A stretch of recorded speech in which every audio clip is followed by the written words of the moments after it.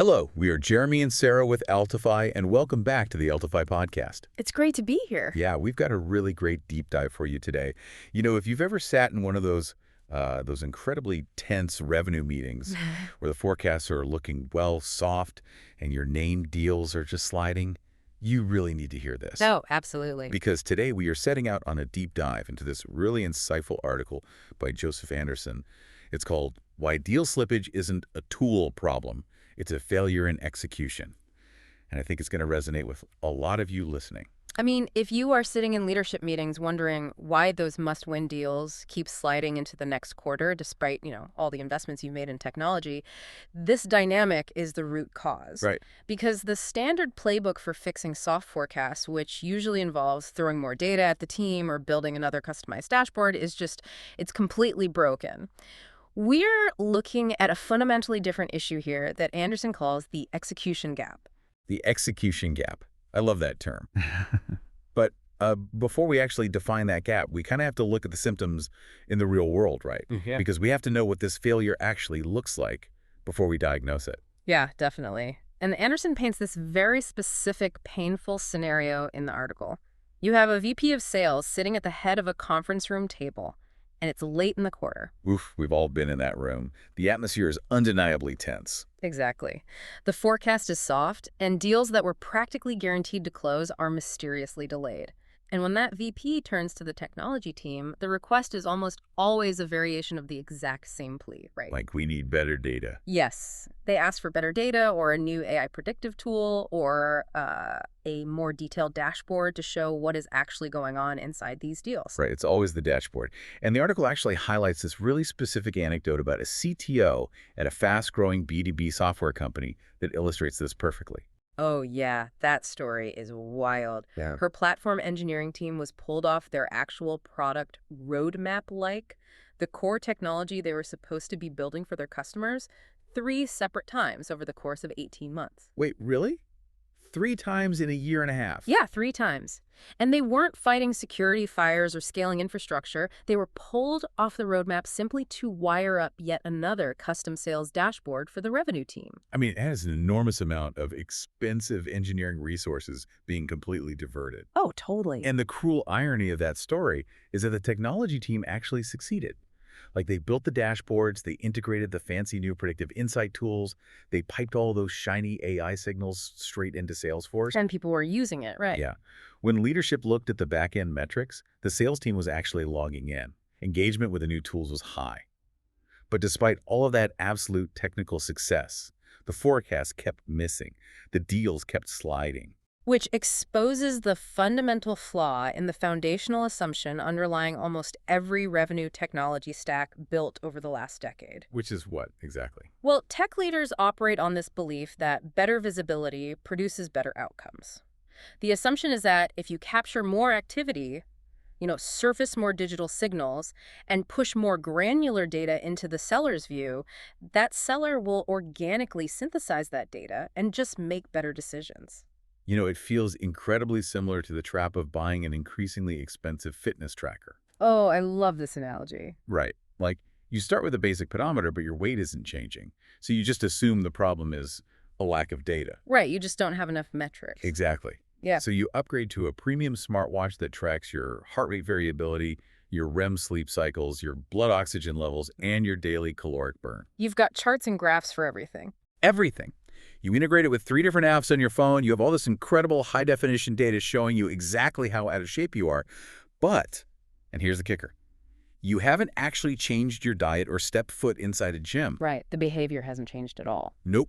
You are capturing exponentially more activity, but your underlying behavior remains completely unchanged.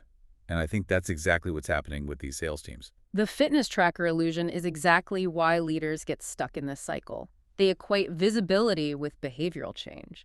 But the environment that those old visibility tools were designed for, it simply does not exist anymore. Because the game has changed entirely. Exactly. If we look at how complex enterprise selling has mutated over the last few years, The entire landscape has shifted. The era of a seller pitching a single powerful decision maker and just walking away with a signed contract is completely over. Oh, yeah. Buying groups have completely exploded in size. You aren't just selling to a VP of engineering or director of marketing anymore. Like, who's actually in the room now? Today, a typical enterprise buying committee includes stakeholders from finance, IT, operations, procurement, security, and multiple executive sponsors. That's a huge crowd. It is. And the friction comes from the fact that every single one of those stakeholders operates with a completely different definition of value. Like, if you are selling a cloud infrastructure platform, the IT director is looking at integration headaches and technical debt. Right. They just want to know if it's going to break their current setup. Exactly. But then the chief information security officer is scanning for data residency and compliance risks. The CFO only cares about cash flow, budget impact, and strict ROI. And procurement is actively incentivized to commoditize your offering and drive the price down. So the seller is essentially trying to solve a Rubik's Cube where every single side is a different department. And I imagine any one of them holds unilateral veto power over the deal. Oh, absolutely. Any one of them can kill the deal. And because of that dynamic, decisions have become agonizingly slow and heavily scrutinized. I mean, the cost of a company making a wrong vendor choice has skyrocketed, both financially and professionally, for the buyers involved. People are scared of getting fired for buying the wrong software. Yes. Buyers are no longer extending the benefit of the doubt. A seller has to prove exact quantified value to every single person in that room based on their specific departmental metrics. Okay, but let me push back on this premise for a second, though. Sure. If the buying group is that complex, wouldn't more data be exactly what the seller needs? I mean, if I have a dashboard telling me the CFO is historically aggressive on pricing, or the CISO always blocks deals late in the quarter, I should be able to navigate that. Why is visibility failing if the data is accurate? Are they just paralyzed by analysis? Is it like having 50 different GPS apps shouting different directions at the same time? What exactly are they missing? The GPS analogy actually illustrates the core problem beautifully, because having a system shout, "Traffic ahead," or "Turn left," doesn't help if you don't actually know how to execute the detour. Ah, okay. Anderson uses a really specific phrase in the article to describe this bottleneck. What is missing in these bloated technology stacks is the connective tissue between an insight and the next right action. The connective tissue between insight and action. Yeah. It is one thing to have a dashboard flash red and alert a sales manager that $1 million deal is at risk. It is a completely different organizational capability to know exactly what the seller should do about it, right? Right. You have to actually facilitate that action across hundreds of reps and thousands of active opportunities simultaneously. Exactly. So if sellers have the data but lack the bridge to execute the solution, we need to look at where the breakdown physically occurs.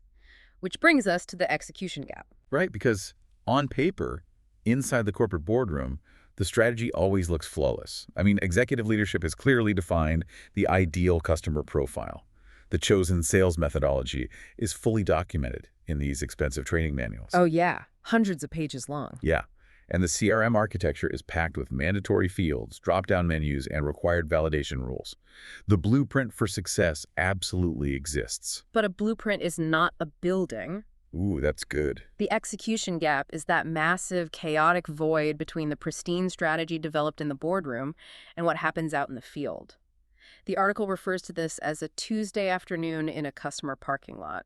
That is such a visceral image. You can literally picture the sales rep sitting in their car, sweating, just looking at their steering wheel after a discovery call went completely sideways. We've all been there. Yeah. And that glossy, highly produced sales kickoff event they attended back in January is completely forgotten. They are just trying to figure out how to salvage the relationship before their manager calls. Because when high-level strategy hits the field, it inevitably fragments. Strategy is defined in leadership meetings and communicated through a few hours of enablement training? If they're lucky. Right. But once reps are isolated in their territories, they interpret that strategy through their own biases. Frontline managers reinforce the methodology unevenly. I mean, some are strict, some don't care at all as long as the numbers look good. Yeah, just hit your quota. I don't care how you do it. Exactly. And when the pressure mounts at the end of the quarter, human nature just takes over. Everyone naturally reverts to their oldest, most comfortable habits, regardless of what the new fancy dashboard says. And the insidious part about this gap is how quiet it is. Deals don't usually die in a massive explosive event. It's not like a competitor suddenly swoops in and steals it in one dramatic meeting. No, it is death by 1,000 microfailures. Right.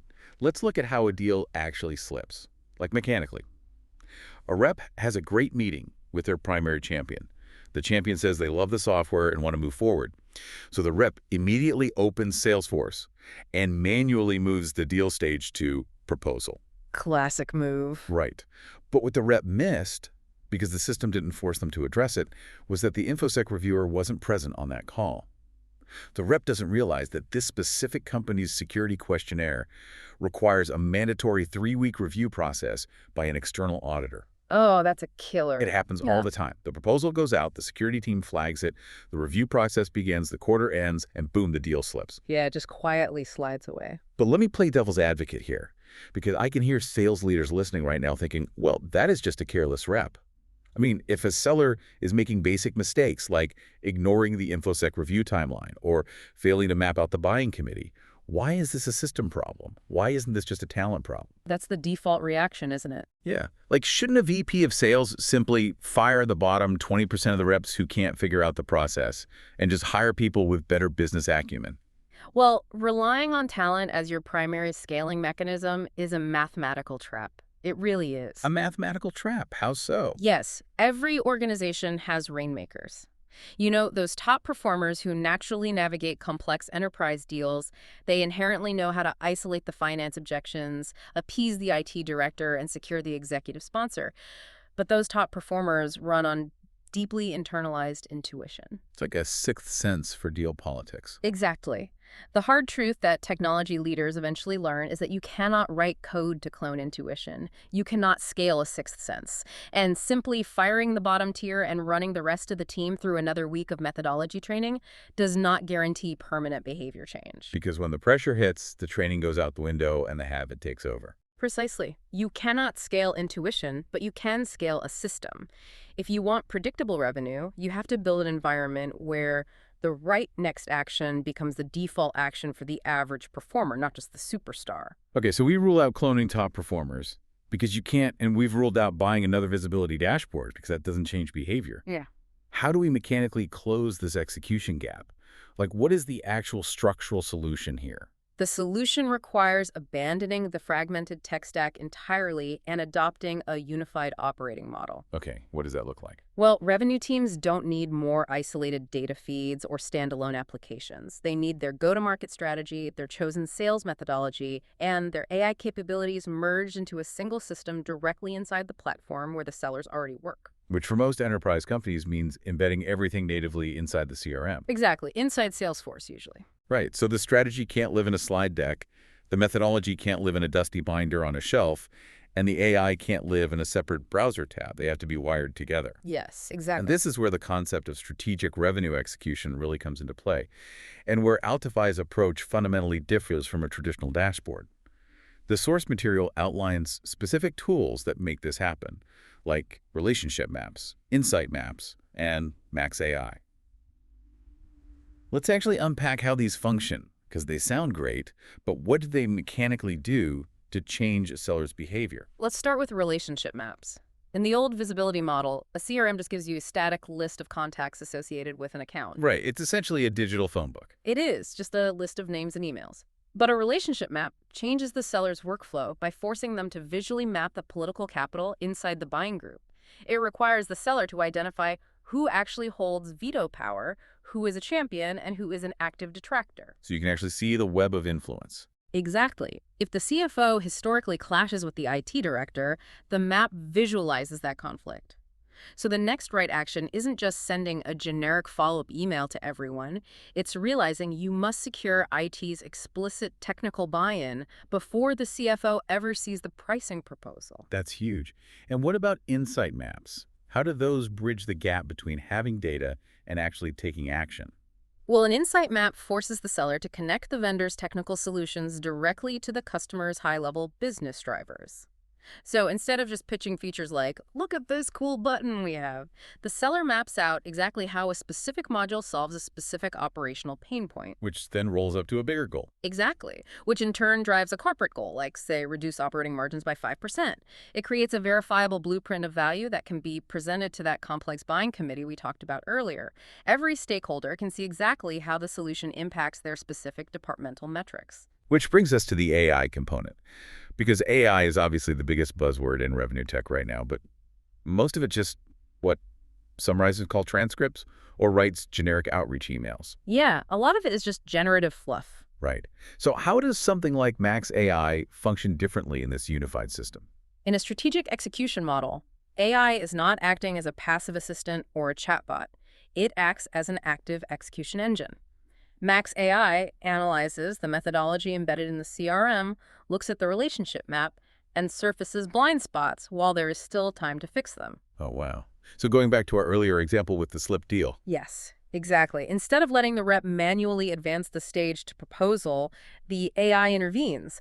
It flags that the InfoSec stakeholder has not been engaged, warns the rep that this typically adds 3 weeks to the cycle, and recommends the exact technical documentation that needs to be sent to that specific stakeholder right now. That is amazing. It is actively preventing the user error before it happens. This feels a lot like civil engineering to me. Oh, I'm intrigued. How so? Well, if a city has a dangerous intersection with a high accident rate, the dashboard approach would be to just put up a giant electronic sign that flashes, warning, high crash zone. And then you're just hoping drivers have the intuition to navigate it safely. And some will, but many won't. Exactly. The systemic approach is to bring in the engineers and redesign the highway itself. You grade the bank's curves, you install physical guardrails, and you design the off-ramps so that the physics of the road naturally, almost effortlessly, guide the driver safely to their destination. The architecture of the environment actually dictates the correct behavior. That is a brilliant way to put it. The environment does the heavy lifting. You are completely removing the friction from making the correct strategic decision, and you are putting solid systemic guardrails around the wrong ones. Doing things the right way actually becomes easier and faster for the sales rep than doing things the old, chaotic way. Bringing this full circle back to the CTO we discussed at the beginning, the one who spent 18 months derailing her product roadmap just to build custom visibility tools. This shift to an embedded operating model changes her reality completely, doesn't it? It ends the nightmare cycle for her, truly. For a technology leader, adopting an embedded execution system like Altify means they no longer have to maintain a web of fragile custom integrations. Which break every time there's an update. Constantly. They don't have to pull engineers to build new dashboards every time the sales strategy pivots. They eliminate the parallel tools that constantly compete for the seller's limited attention. The AI and the methodology are finally wired directly into the daily workflow rather than just sitting uselessly beside it. And from a revenue perspective, the culture shifts entirely. The VP of sales stops blaming the field reps for lacking intuition, and the reps stop blaming the CRM for being a glorified data entry chore. Everyone's on the same page. Yeah, they start operating inside a cohesive system. That name deal that kept sliding quarter after quarter, it finally closes. And it doesn't close because a rep panicked on the last day of the month and worked 20 hours straight. It closes because the organization systematically designed the execution, rather than just desperately hoping for it. Because hope is a terrible revenue strategy. It doesn't scale, and it certainly doesn't survive contact with the complex enterprise buying committee. So true. So, to synthesize what we've unpacked for you today, deal slippage and missed forecasts are massive, painful headaches. But they are rarely symptoms of lazy sellers, and they are almost never a symptom of a lack of data. They are fundamental failures of system execution. Exactly right. You cannot fix a behavioral execution problem with a passive visibility tool. But when you take your proven methodology and your AI, and you embed them directly into the daily digital workflow of your team, scaling your revenue stops being a frustrating guessing game and becomes a highly predictable engine. And as we wrap up this deep dive, I want to leave you with a lingering thought that expands far beyond the sales floor. Let's hear it. If we accept the premise that the systems we build inevitably dictate the daily habits of our people, how many other lingering performance problems or talent issues across your entire business are actually just the result of a poorly designed environment forcing your team into bad habits? That is such a powerful question. It really forces you to look at the architecture of your business, not just the effort of your employees. Well, thank you for joining us on this deep dive. Take a hard look at the systems you and your teams are operating within this week. We will catch you next time.